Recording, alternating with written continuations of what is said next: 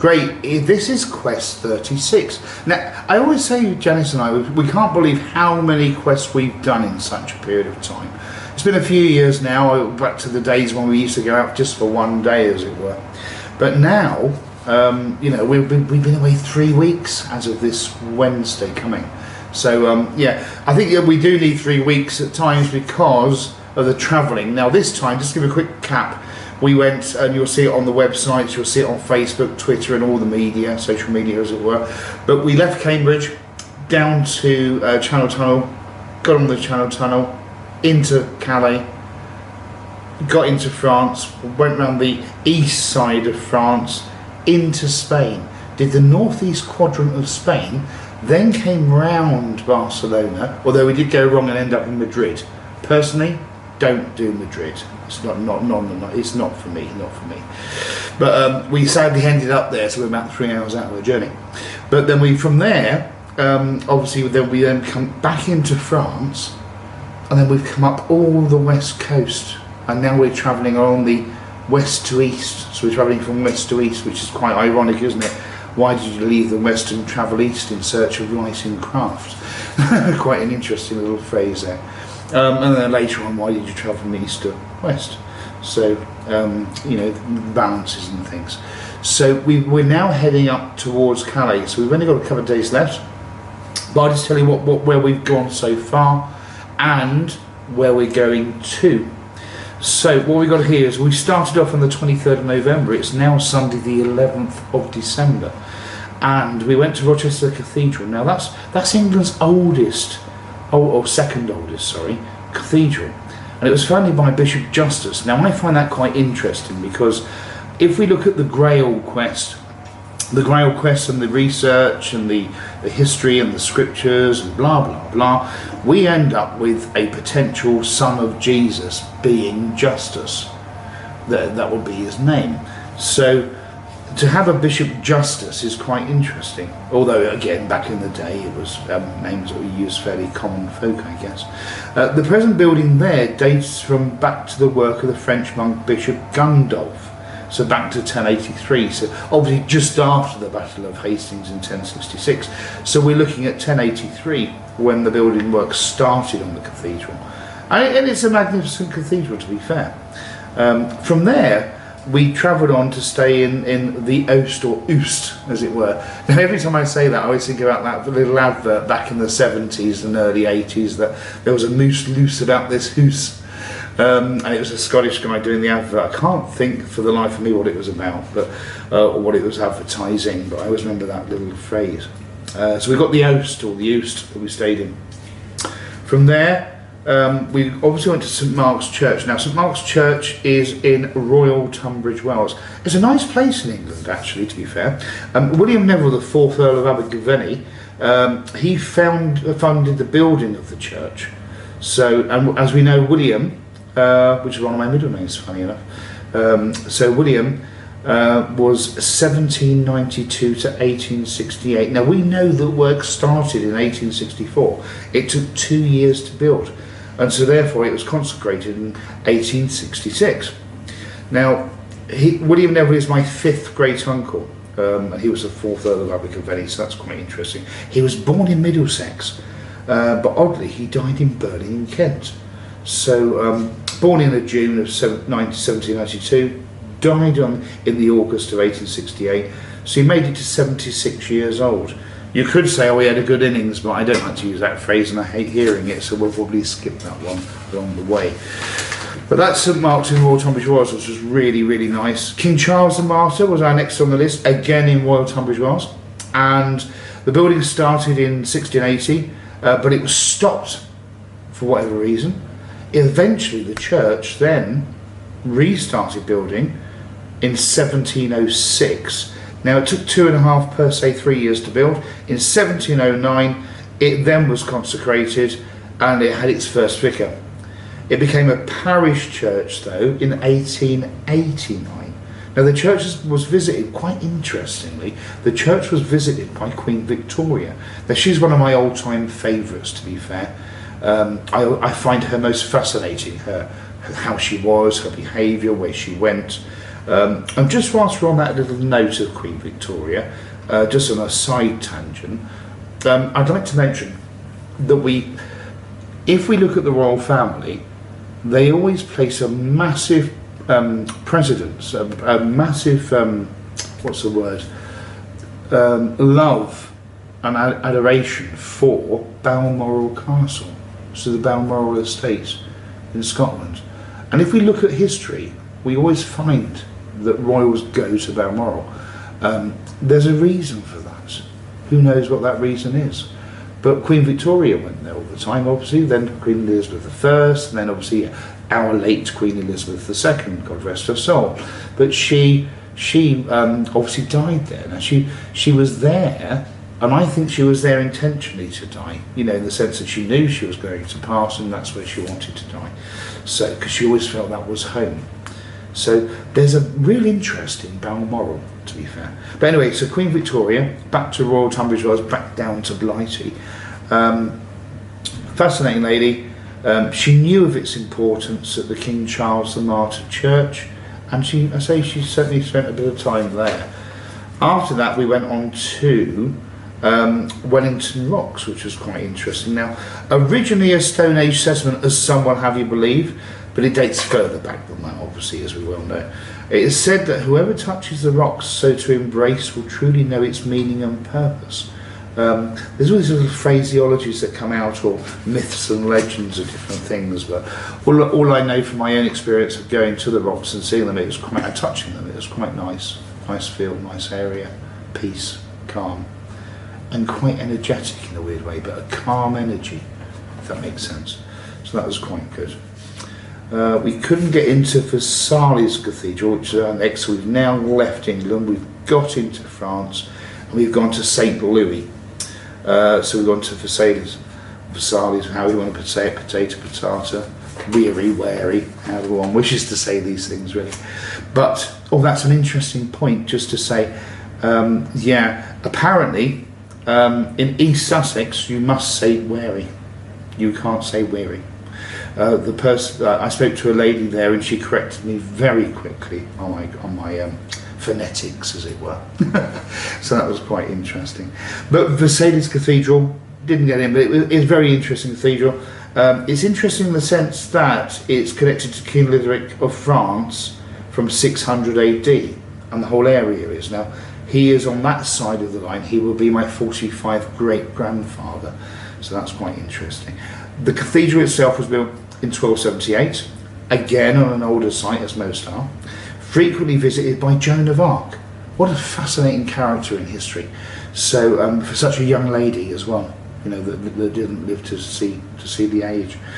Now, it's connected to, as I say, King Lithric of France. We know that he was alive from July 600 AD until March 692. So for that period of time, you know, he did fairly well to live 92 years, when many folk were dying at a very young age, to be fair. But he lived to be 92, so that's quite fascinating. That was that one.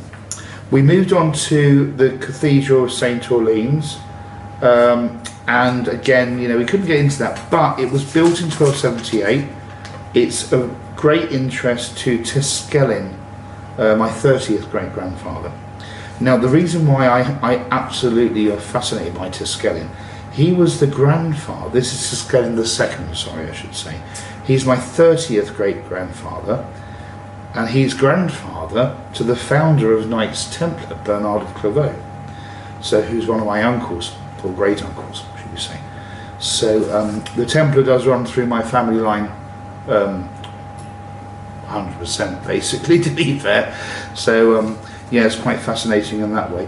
The cathedral itself was originally built in, let's say, 1278, visited again by Joan of Arc. We know that Joan of Arc was around 1412 AD through to 1431 AD, such a short period of time, but she made such a mark in history, which is fascinating.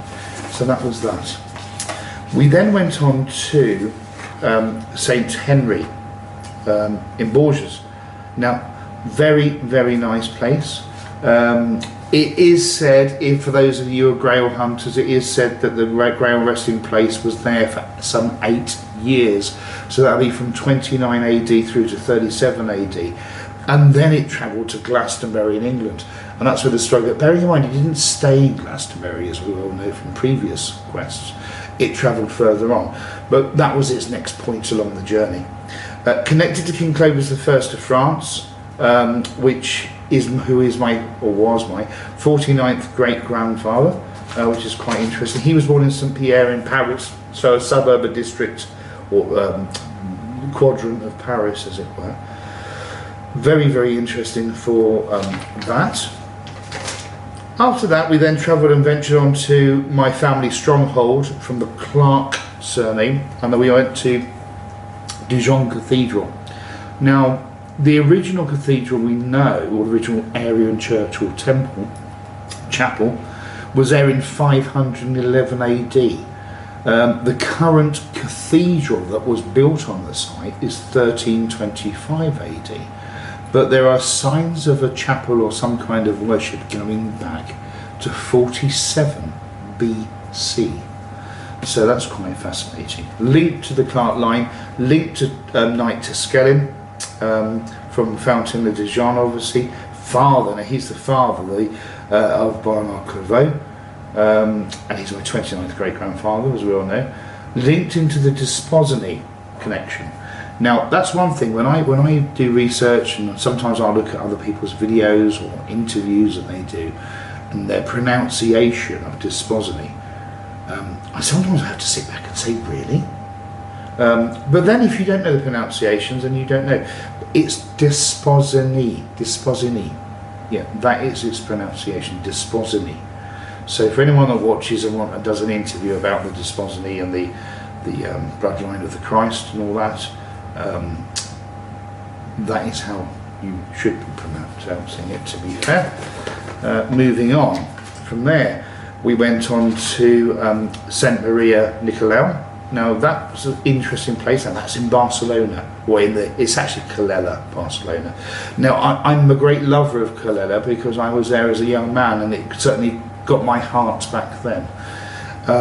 In the day, changed dramatically over the decades, clearly, as most places would.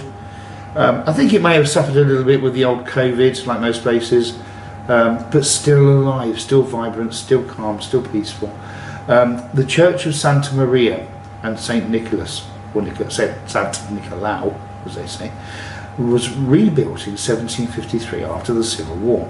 Now we know that Calella had a major uprising and attack during the Civil War, so a lot of things were devastated or ruined and trashed. But the church was, as I say, rebuilt in 1753. So keeping some of its original features, which we've took photographs of, and again on social media. It's located in the centre of Clare, in a lovely square. That's currently got a lovely water fountain there, and shops and things, and nice little unique shops. The area itself is connected to Lamech. Now, Lamech is my 111th great-grandfather, if we go back in time, and he was from Baghdad originally. Now, what's interesting is he was from Baghdad, but he ended up being in the Valencia area of Spain, and stayed and settled in Valencia area, and then spent lots of time in Calella and very other places around there, like Cheva and other places too. So yeah, it's very interesting, isn't it, that a guy from Baghdad ends up in Spain. You have to ask the question, why, really? Back to 3130 BC.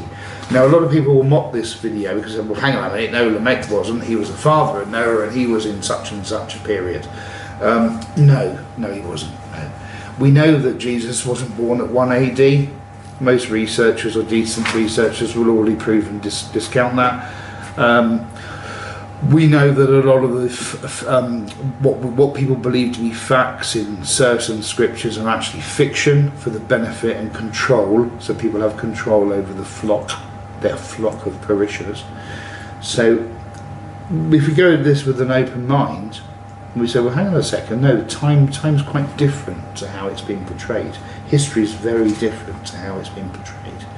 Yet we continue to believe that Jesus died on a cross, but that's probably a story for another day. It beggars belief sometimes that people truly believe these things. You know, I suppose like anything, if you tell the lie long enough, people believe it. And I think certainly from the modern day versions, the lie has been going some 2,000 odd years. So I guess the lie is pretty well established and ingrained in people's teachings, as it were, as they teach down in their time and place to their children and their children's children and their children's children, and so on and so forth. Anyway, moving swiftly on, we then went to Santa Maria, again in the Barcelona district of Spain. Now that was built in 1584, Baroque style altarpiece, connection to the Mecca again, as we well know, and fairly, yeah, I'd say it's fairly interesting, to be fair, the Santa Maria church there in Arenys de Mar. The Baroque style is quite an interesting piece. I suppose it's a feature for some people. It's certainly got some clues and tales in there if one spends the time to look at photographs, either by visiting or going online actually to look at it, and zooming into the central point, and then take yourself to 4 o'clock and 5 o'clock and look at that area there. And it's certainly got some interesting tales in that section of the particular waterpiece, to be fair. We then went on to a lovely aqueduct and villa remains of a Roman villa. Now the reason why this is quite interesting, I like it because the area is again connected to Lancelot Espositoly in the past. Now there isn't much remains of a Roman villa, but the aqueduct is there. But what an amazing area! And as we look sort of due northeast, to be precise, as a crow flies northeast in that direction, we see it's so surreal. You see what looks almost like a pyramid straight opposite the aqueduct in the mountainous range there, and it's so perfect in shapes and size. So yeah, that was interesting to see. Again, Lancelot spent a fairly reasonable amount of time there in the past, which was quite nice. We then went on to the Cathedral of Girona, now in Girona in Spain, and it's almost like the play on words, isn't it? Do you own her, Girona? And then the old phrase that we all know, Jamaica, did you make her? So you got a Jamaica and a Girona. How interesting, the play on words. But needless to say, the cathedral, lovely cathedral, excuse me, had a primitive church there in 696 AD. Excuse my voice, by the way, it has come back since the last quest, but as you guys probably know, I've had throat cancer, and it's been quite an interesting journey, to be fair. So I'm working on one vocal cord these days, so it does have a slightly different tone to my voice, and occasionally it goes a bit croaky. But apart from that, I think I'm doing all right. But anyway, needless to say, primitive church in 696 AD. In 717 AD, there was a sort of mosque there, which is quite interesting. So the Muslim religions had taken over the building, turned it into a mosque. It was then reconquered by the Christians in 785 AD, and then reconsecrated, quite oddly, not for another 100 or so plus years. It was reconsecrated in 908 AD. The renovation of the new reconsecrated didn't complete until 1117 AD. There was more renovation in 1417 AD, and it's remained in the Christian threshold. But as we know, that whole part of Spain was invaded by people, and it was converted into a mosque, as I say, in 717 AD. So that's some 88 years that it was a mosque. Fascinating, isn't it? In history, how things sort of change and evolve. And, yeah, I suppose human beings can't hold themselves back. They have to conquer, as they use the phraseology, but conquer and kill people on the way just to get the land that isn't theirs. I mean, let's face it, as I've said before, no one owns land, no one owns any land. You're only on the earth if you're lucky for 100 years on average, well, not even on average, the average is about 72 at the moment. So how can you own the land? You don't really own it, do you? You're just a passerby, you're a traveller, you're just brushing through the earth, really. So, it's fascinating how all these things happen. They conquer land and destroy land, then rebuild it, then someone else conquers them, and so on and so forth. And we've got a similar situation going on in Ukraine right now. So the whole of Ukraine will be turned to rubble. And then if the earth were to be here, which it won't be, but if the earth were to be here in say 40 odd years, it'll probably be rebuilt and re-owned by someone else. So it's a fascinating world, how human beings act and behave and go through their conquering, as it were. We then went to the castle of Montserrat. Now, it's an abandoned castle. The land is directly connected to Lamech, the father of Noah, as we know. We know that Lamech goes back to 3000 plus BC, or BCE for some people. It's just a fascinating place, really, to be fair. I think for some people it could be quite spiritual, quite energetic. It's certainly got issues. It certainly played havoc with my sat-nav when we were there. It's so high up, it's unbelievably high. The land itself is high anyway, way above the 750 safe zone, 750 foot safe zone, I should say, sorry, across all of the land mass of the earth. So it's certainly way beyond that. So it's certainly in a safe zone, really. Fault lines don't run through it, so that's quite safe. Why is it abandoned? It could be an amazing castle.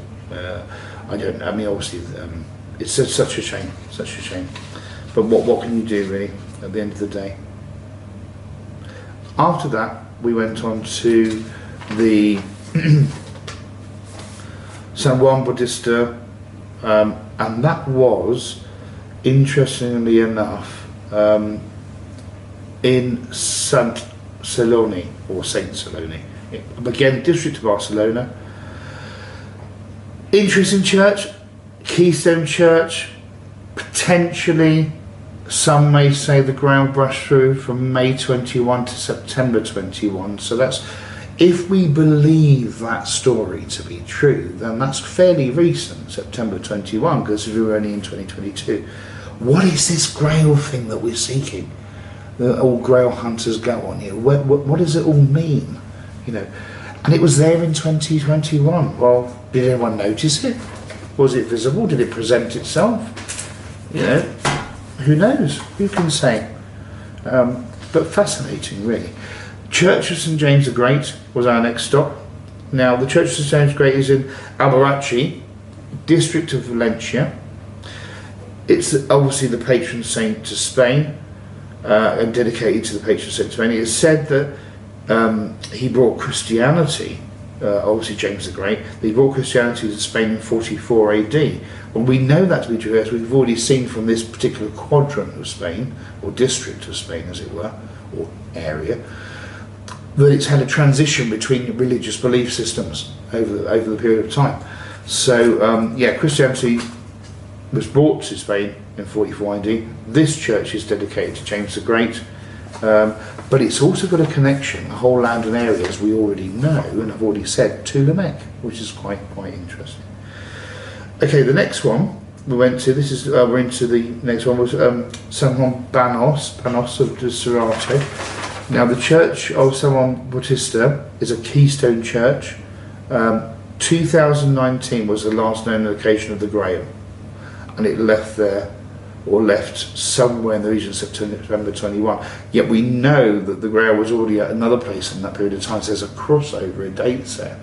And it's just working out what happened in that particular timeline, really. It could be a time loop, who knows. But it's a fascinating thing. After that, we went on to the Museum of Human Evolution. And I just wanted to go there because it can be an interesting place with seeing some of how the models are made up of the old creatures of the earth and what have you, and skulls and things that archaeologists have removed from the earth and placed into glass containers for people to see. So think about that. If the earth was to survive 100 years from now, you're buried, you're decomposed, if you get buried and not cremated, your skeleton's laying in some cemetery or some sacred site somewhere, perhaps even a woodland burial ground. Someone comes along in 500 years, digs you up, takes you out of your resting place, cleans you all up, takes your skull and plops it into a glass container in a museum for everybody to go and see. Wouldn't that be fantastic? Wouldn't you want it for your mother? So, I mean, when we think about these things, yes, science is great, archaeology is great to know history, but surely there has to be a time out point, there has to be a cut-off point where it's like, well, hang on a minute, they were in a sacred burial ground, yeah, and you've ripped them out of there and plopped them in a little glass container, yeah, to preserve them. Well, they were preserved quite happily in the ground in their resting place, where from their own spiritual belief, that's where they were placed, or 1,000 years ago, whatever. So it does beg the question, really, to be fair. So where we sort of draw the line on morality, if there is such a thing, because we all profess to have this thing called morality, but at the end of the day, no one really has it, to be fair. Morality is only there if it's convenient to have it. Morals are only there if you can afford to have morals as principles. So they're very short-lived things. They're very compartmentalised in people's lives. And they can only be by a blink of an eye, So that's fascinating there, isn't it? And I suppose we're no different in today's world, because we've sped up the process, because you die, you get buried or interred in a little urn, and you get thrown into the ground, your grinded bones from a crematorium, or parts of your grinded bones from a crematorium that we call ashes, and then we bung those into that ground. Most people 100 years later, that's it, your lease is up, mate. You know, stones are smashed off, fresh for someone else to go in there. Yeah, it might be a burial this time, who knows. So, you know, you only get that point in time for a short period of time, and we do the same today, don't we? We smash things off and we just rebuild them. But then, I suppose we have to live, but let's not kid ourselves, really. Let's keep to the focus of, we shouldn't be digging up people's bones and plonking them in museums. We shouldn't be doing that. Let's be fair. I mean, you know, it's surely in every religion it must be sacrilege, surely. Anyway, moving on. Burgos Cathedral, brilliant. What a place. Built in 1221 AD. Cathedral built starts. It's based on the Latin cross, actually, which is quite interesting. Now we've got in 1075 Pope Gregory VII granted the expansion of Burgos, and that's what really gave it its economic growth, its vitality, its energy, and its magnetism, where people from other areas were going to Burgos. A bit like London, really. You know, it started off at a little old place, and suddenly the economic drive was there to get everyone to centre on this location. So Burgos was there, it's buzzing, it's grooming. It's linked to, and it was grooming people into the area. Linked to the Meccas we know, Father of Noah. So what a cathedral, that's what I can really tell you about that. Pope Gregory VII, funny chap, if anyone wants to sort of look him up in history. He had some very off-the-cuff ideas, as researchers would claim, so that's quite fascinating. So that's all Burgos Cathedral. We've done the museum.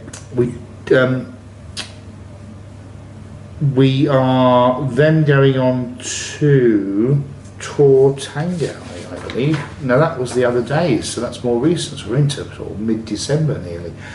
Tor Tango, what can I say about that? It's a wonderful, wonderful piece of architecture. It's a tower. Now what's interesting is with Tor Tango, no one really knows why it's there. But there has to be a reason. Now if we look around the landscape, we can see the land changes. Now if we look across the water's edge, the water's way there, that comes in, we've got the old castle. So there has to be something that's either linked or connected to that or the land around it.